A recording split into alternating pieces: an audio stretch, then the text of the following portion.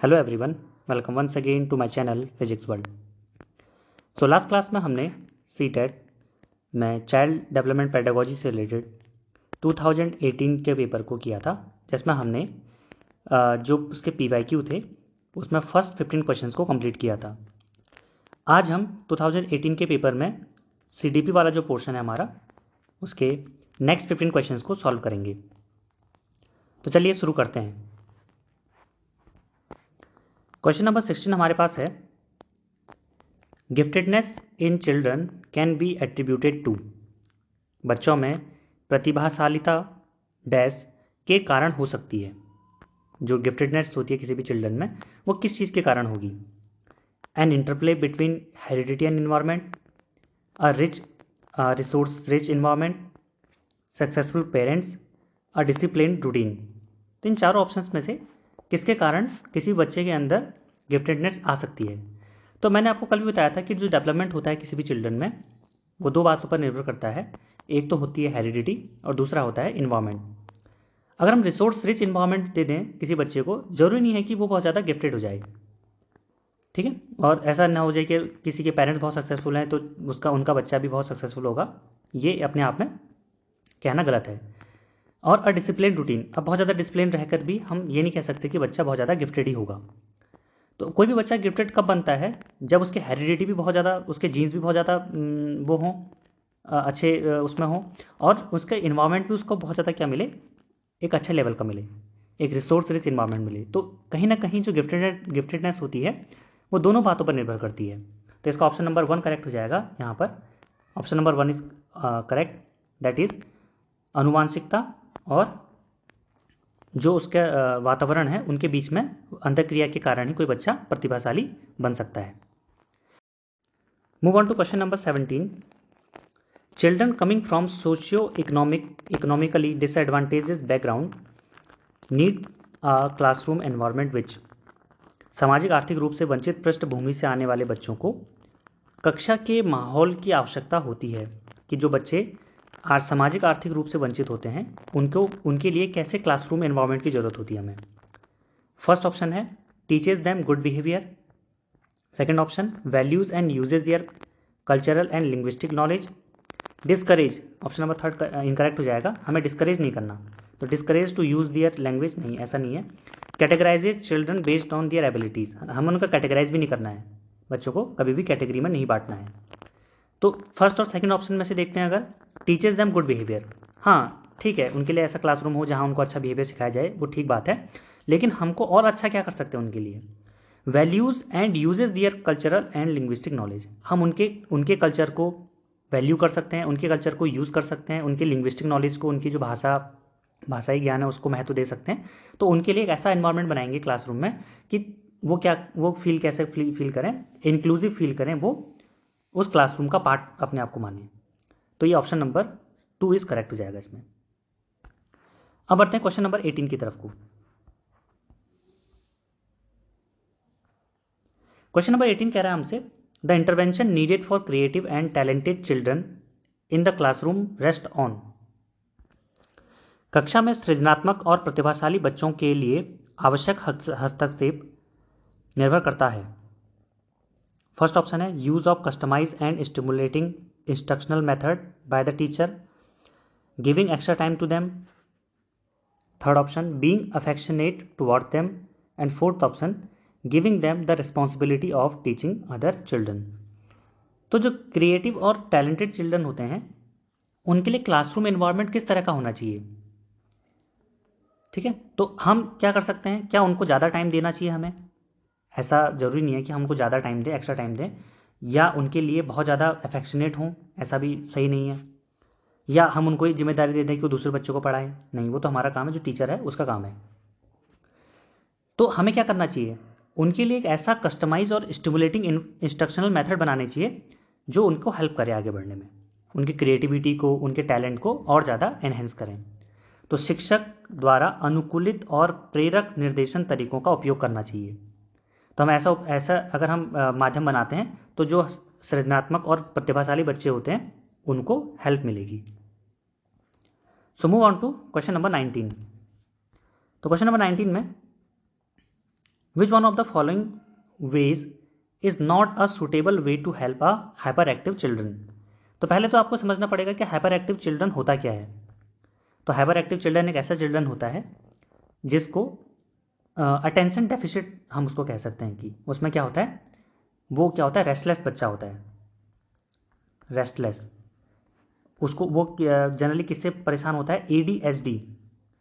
आपने पढ़ा होगा ADHD, that is attention deficit hyper activity disorder, जिसमें बच्चा एक जगह ध्यान नहीं लगा पाता, उसको किसी काम को करने में किसी काम को पूरा नहीं कर पाता।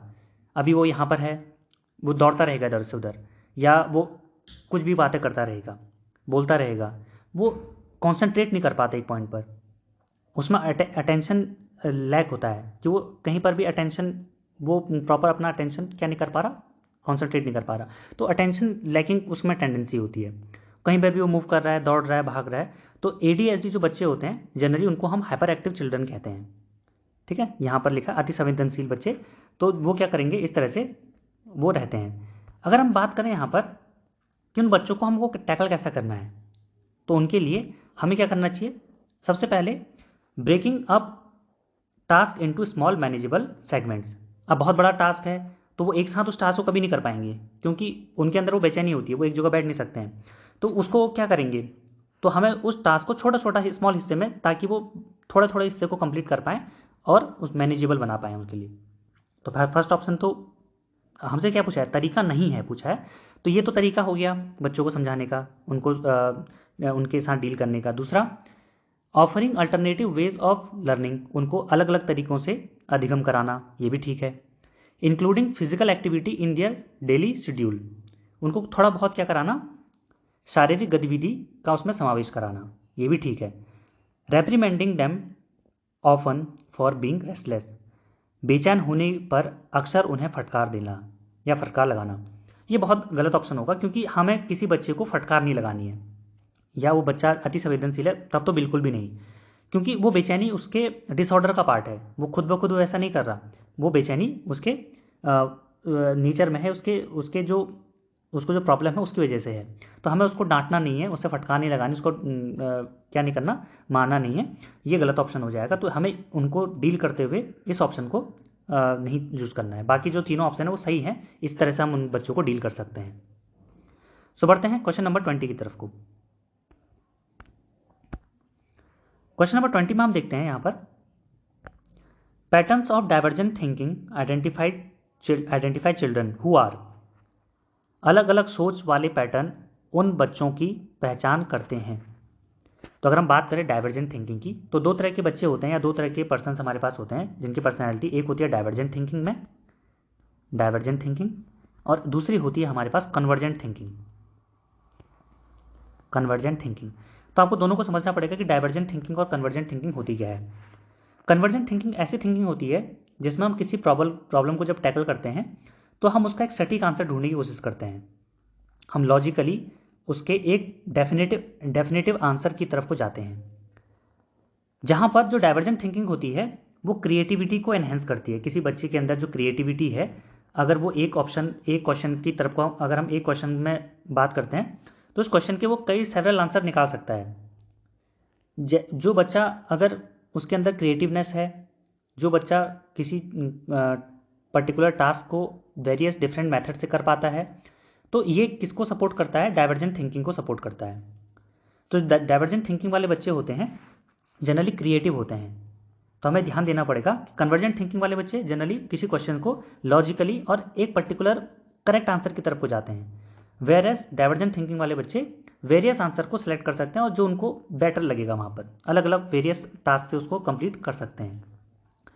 तो अगर हम इस क्वेश्चन की बात करें तो अलग अलग सोच वाले पैटर्न उन बच्चों की पहचान है जो विकलांग है, नहीं डिसेबल्ड हम यहाँ पर नहीं कहेंगे, वो बच्चे डिसेबल्ड नहीं होते हैं। तो हम यहाँ पर कहेंगे क्या वो बच्चे डिसलेक्सिक हैं। तो आपको ध्यान देना है डिसलेक्सिया क्या होता है, दैट इज डिसलेक्सिया हमारे पास होता है ऐसे बच्चे जिनको पढ़ने लिखने में परेशानी होती है। जैसे जो बच्चे पढ़ते समय जैसे 100 को वॉस पढ़ लेते हैं, गॉड को डॉग पढ़ लेते हैं, लिखते समय भी वो यही गलती करते हैं, तो पढ़ने लिखने में जिनको प्रॉब्लम होती है वो डिसलेक्सिया के अंदर आते हैं। तो ये भी इसका आंसर नहीं होगा। क्रिएटिव, तो डाइवर्जेंट थिंकिंग जनरली क्रिएटिविटी को सपोर्ट करता है। और रेजिलिएंट प्रतिस्थायी नहीं, ये भी गलत ऑप्शन हो जाएगा हमारा।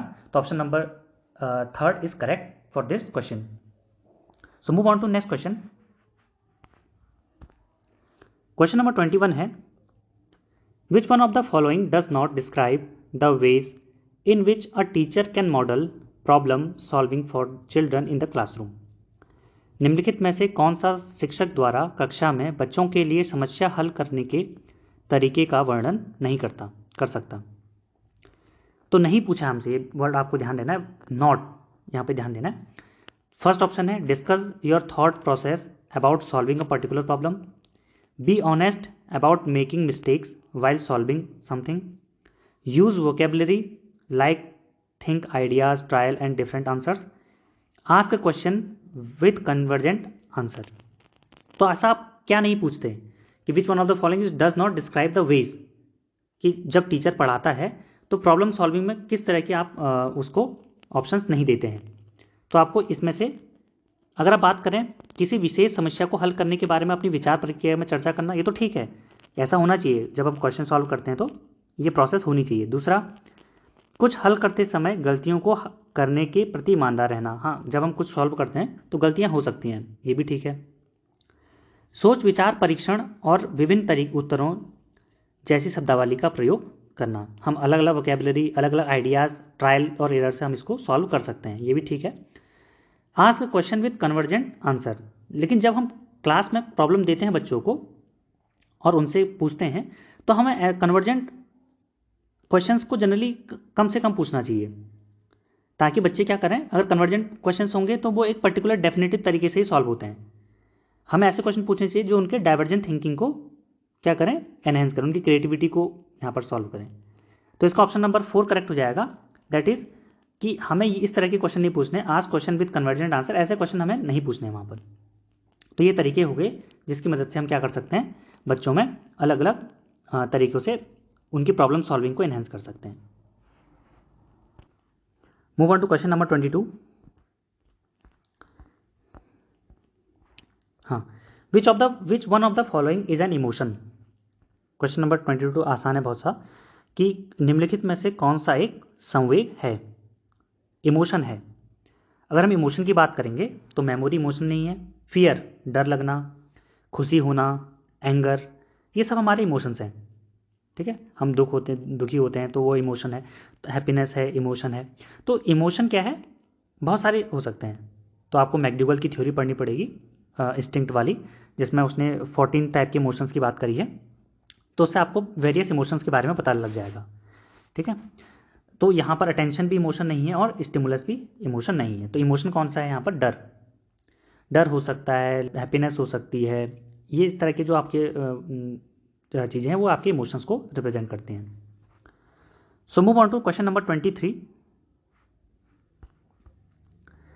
A 3-year-old child explains that milk is produced by a machine at the milk booth. Which one of the following offers the best explanation of the child's understanding? एक 3 साल का बच्चा बताता है कि दूध बूथ पर एक मशीन द्वारा दूध का उत्पादन होता है। निम्नलिखित में से कौन सा बच्चे की समझ का सबसे अच्छा स्पष्टीकरण प्रदान करता है। तो एक 3 साल का बच्चा है और उसने हमेशा यही देखा कि उसके सामने जो दूध मिल रहा है उसको हमेशा एक दूध के बूथ से मिल रहा है, कोई गाड़ी आ रही है या कोई बूथ है उससे वो हमेशा दूध लेकर के उसकी मम्मी या उसकी मदर लेकर के आती हैं या फादर लेकर के आते हैं, कोई भी लेकर आ सकता है। तो उसने वो देखा है। अब हमसे पूछ रहा है कि ये जो बिहेवियर बच्चा कर रहा है या जो उसने बताया, इसको हम कैसे समझ सकते हैं, कौन सा इसका बेस्ट एक्सप्लेनेशन होगा। तो ऑप्शन नंबर 1 है the child has very limited exposure of the world. हाँ, हो सकता है कि बच्चे ने अभी तक इतना ही देखा हो। Second, the child's answer is based on his और her experience of buying milk from the milk booth. ठीक है। The child has never seen a cows. हो सकता है कि बच्चे ने कभी गाय या भैंसें नहीं देखी होंगी। The child firmly does not offer a stimulating environment to the child. ठीक है। अब यहाँ पर क्या है, जो चाइल्ड की फैमिली है, बच्चे के परिवार को प्रेरक वातावरण प्रदान नहीं करता।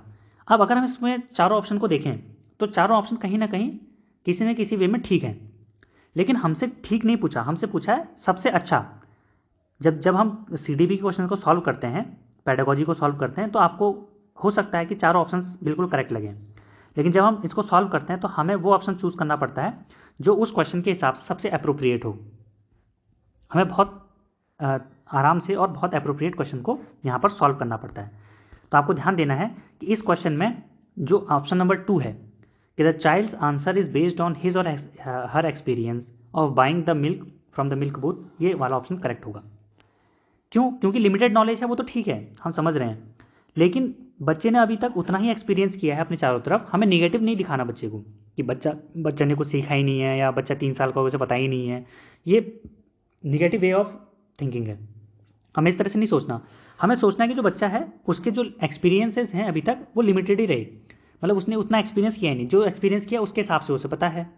उसने देखा मिल्क बूथ से निकल रहा है तो उसने बोला कि हमें मिल्क बूथ से मिलता है, तो ये हमें पता होना चाहिए। तो option number 2 is correct, the child's answer is based on his और her experience of buying milk from the milk booth. Move on to question number 24। Question number 24 कहता है which one of the following best describes a teacher's role. Teacher का जो role है इसमें से कौन सा ऑप्शन टीचर के रोल को सबसे बेस्ट डिस्क्राइब करता है। अब हो सकता है कि सारे के सारे ऑप्शन टीचर के रोल को डिफाइन करें, आपको बेस्ट चूज करना है। सो निम्नलिखित में से कौन सा शिक्षक की भूमिका का सबसे अच्छा वर्णन करता है। पहला, कक्षा में शिक्षक की सबसे महत्वपूर्ण भूमिका अनुशासन बनाए रखना है। दूसरा, एक शिक्षक को निर्धारित पाठ्यपुस्तक का पालन करना चाहिए। तीसरा, पाठ्यक्रम को समय पर पूरा करने के साथ साथ दोहराने के लिए पर्याप्त समय देना महत्वपूर्ण है। और चौथा, आराम के लिए जगह बनाना जहां बच्चे संवाद और पूछताछ के माध्यम से सीखते हैं। तो टीचर, जब भी हम बात करते हैं टीचर के रोल की, तो ये सारे रोल टीचर के ही हैं। उसे क्लास में अनुशासन भी बनाए रखना है, उसे जो हमारे पास सेलेक्टेड टेक्स्ट बुक है उससे पढ़ाना है, उसे अपने सिलेबस भी कंप्लीट करना है टाइम पर, और एक ऐसा इन्वायरमेंट भी बनाना है जहाँ बच्चे पूछ सकें, जहाँ बच्चे सीख सकें। तो इसका सबसे ऑप्शन होगा इसमें से ऑप्शन नंबर 4 कि ऐसा इन्वायरमेंट क्रिएट करना जहाँ बच्चे सीख सकें। अब जरूरी नहीं है कि अनुशासन ठीक है, एक हद तक अनुशासन हम मान रहे हैं, लेकिन जब हम बात कर रहे हैं यहाँ पर कि अनुशासन के द्वारा ही बच्चा सीखेगा, ऐसा नहीं है। बच्चे के लिए हमें एक ऐसा इन्वायरमेंट बनाना पड़ेगा जहाँ पर बच्चा क्या करे, सीख सके, वो अपने क्वेश्चंस को पुट अप कर सके टीचर के सामने। तो ये इस तरह का इन्वायरमेंट हमें बनाना है जहाँ पर वो रिलैक्स फील कर सके। तो ऑप्शन नंबर 4 इसका करेक्ट होगा। अब बढ़ते हैं क्वेश्चन नंबर 25 की तरफ को।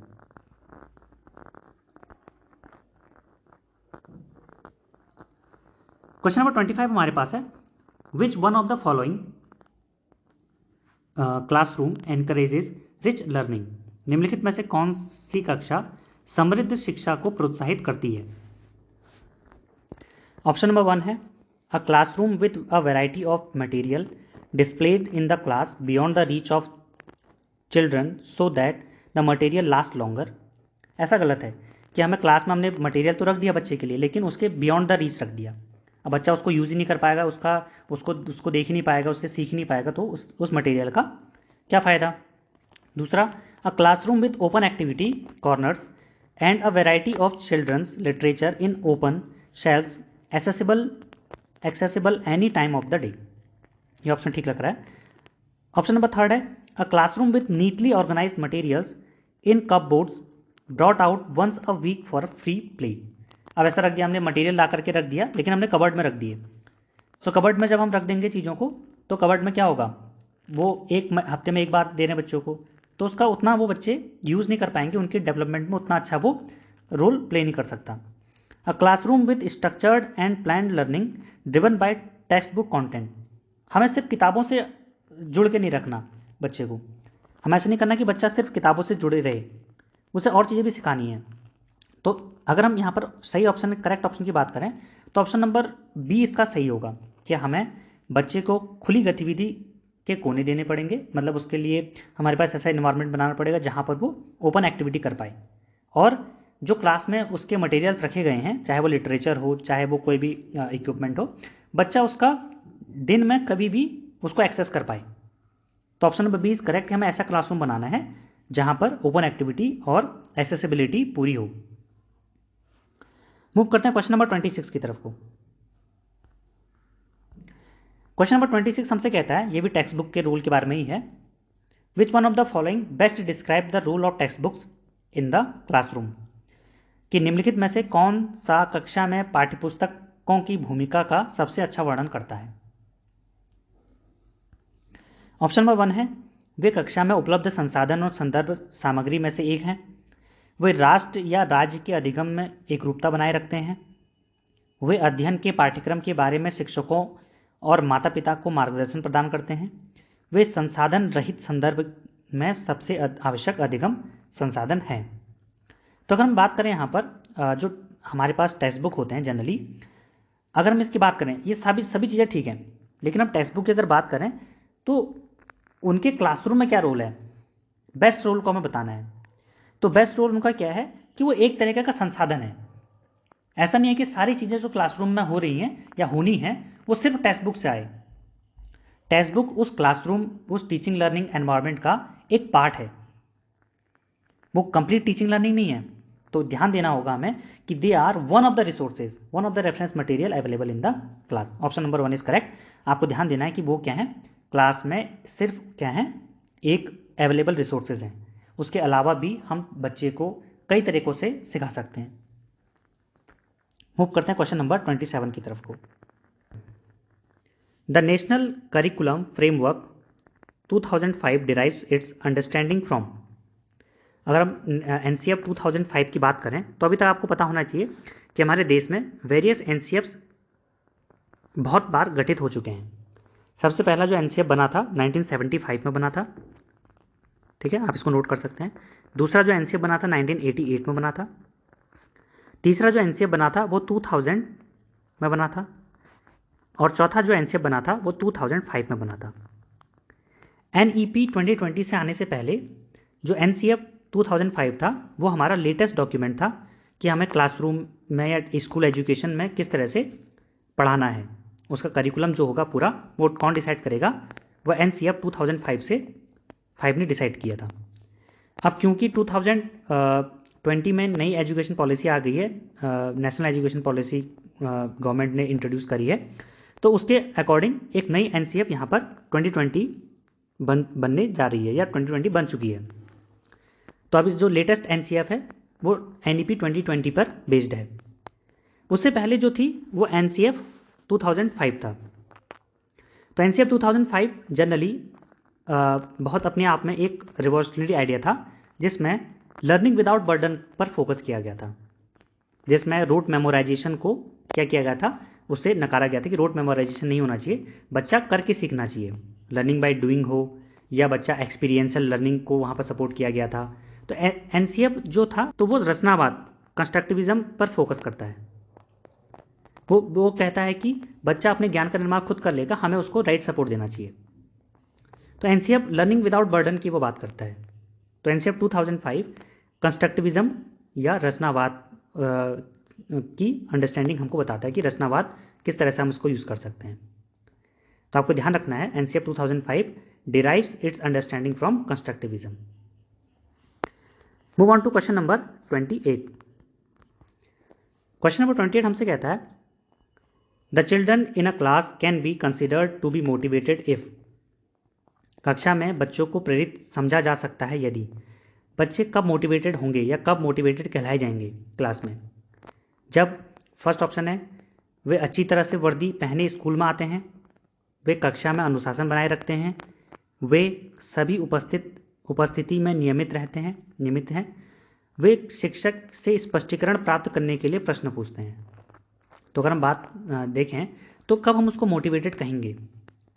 ठीक है, वो अच्छी ड्रेस पहन के स्कूल आ रहा है, साफ ड्रेस पहन के आ रहा है, डिसिप्लिन में है, लेकिन जब तक वो क्लास में टीचर से क्वेश्चन नहीं पूछेगा, सही सवाल नहीं करेगा, जब तक वो टीचर से क्लैरिफिकेशन नहीं मांगेगा क्वेश्चन आंसर में तो टॉपिक के ऊपर, तो तब तक हम ये नहीं कह सकते कि बच्चा वेल मोटिवेटेड है। ठीक है, तो बच्चा वेल मोटिवेटेड तब कहला जाएगा जब वो क्या करे, यहाँ पर they ask question seeking clarification from the teacher. तो ऑप्शन नंबर 4 इज करेक्ट। इस बात को आपको समझना है। कि बच्चा मोटिवेटेड तब कहलाया जाएगा जब वो क्लास में प्रश्न पूछता है टीचर से। Move on to question number 29। Which one of the following is most suitable to improve children's learning? इसमें से कौन सा ऐसा ऑप्शन है जो चिल्ड्रन की लर्निंग को सबसे सुधारने में सबसे अच्छी मदद कर सकता है? फर्स्ट ऑप्शन है हमारे पास, नियमित मूल्यांकन परीक्षा आयोजित की जानी चाहिए। Regular assessment test should be conducted, हमें लगातार टेस्ट लेने पड़ेंगे चाहिए। या teacher should explain the content using different examples and illustrations, teachers को अलग अलग एग्जाम्पल से, अलग अलग इलिस्ट्रेशन से, व्याख्याओं से बच्चे को समझाना चाहिए। All types of learning material should be there in the class, सभी तरह की लर्निंग मटेरियल क्लास में होनी चाहिए। और teachers should facilitate children to interact with each other on real life situations. अगर हम देखें तो यहाँ पर चारों ऑप्शंस बिल्कुल एकदम करेक्ट हैं कि ये सभी क्या हैं, ये सभी जो ऑप्शंस हैं कहीं ना कहीं चिल्ड्रन के लर्निंग को इम्प्रूव करने में हेल्प करते हैं। लेकिन सबसे ज़्यादा कौन हेल्प करेगा, मोस्ट सुटेबल कहाँ है? तो मोस्ट सुटेबल हम अगर बात करें यहाँ पर तो ऑप्शन नंबर 4 यहाँ पर करेक्ट होगा कि teacher should facilitate children to interact with each other on real life situation. हमेशा टीचर क्या कोशिश करे कि बच्चे एक दूसरे से बातचीत करें, अपनी रियल लाइफ सिचुएशन से सीखें, जो वास्तविक जीवन में कंडीशंस हो रही हैं या उनके जो एक्टिविटीज़ हैं उससे वो सीखें। ये ऑप्शन नंबर 4 इसका करेक्ट होगा। Move on to question number 30 और ये इस वीडियो का लास्ट क्वेश्चन है। क्वेश्चन नंबर 30 हमसे कहता है the discipline which has a significant role in a learning environment is of the kind which helps. अनुशासन जो अधिगम वातावरण में एक महत्वपूर्ण भूमिका निभाता है किस तरह से मदद करता है?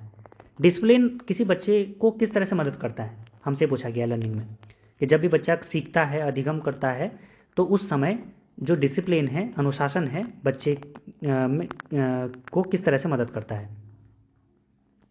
ऑप्शन नंबर 1 है children to regulate and monitor their own learning, to create silence. नहीं, साइलेंस बनाने के लिए तो हम डिसिप्लिन का यूज़ नहीं करते। शिक्षकों को निर्देश देने में नहीं, ये भी गलत हो जाएगा। बच्चों को उनके पाठ याद करने में नहीं, बच्चों को पाठ याद करने में भी डिसिप्लिन की हमें वो नहीं है। अधिगम वातावरण बनाने के लिए अनुशासन अपनी भूमिका जो है वो इस प्रकार निभाता है कि बच्चे जब डिसिप्लिन होते हैं तो वो अपने आप को, अपने लर्निंग को मॉनिटर कर पाएँ, रेगुलेट कर पाएँ।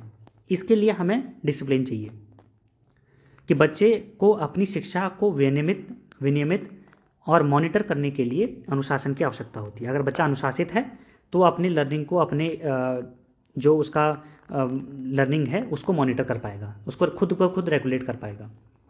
तो इसका ऑप्शन नंबर 1 इज करेक्ट। तो ये थे हमारे 2018 पेपर 1 के 30 क्वेश्चंस जो पेडागोजी में पूछे गए थे। अब हम इसके बाद 2018 में ही पेपर 2 के पेडागोजी के 30 क्वेश्चंस करेंगे। सो आपको आज की जो वीडियो है इसमें कोई भी डाउट है, कहीं पर भी कोई ऑप्शन समझ नहीं आता है, तो आप कमेंट सेक्शन में कमेंट कर सकते हैं। अगर वीडियो पसंद आ रही है तो आप लाइक और सब्सक्राइब कर सकते हैं चैनल को।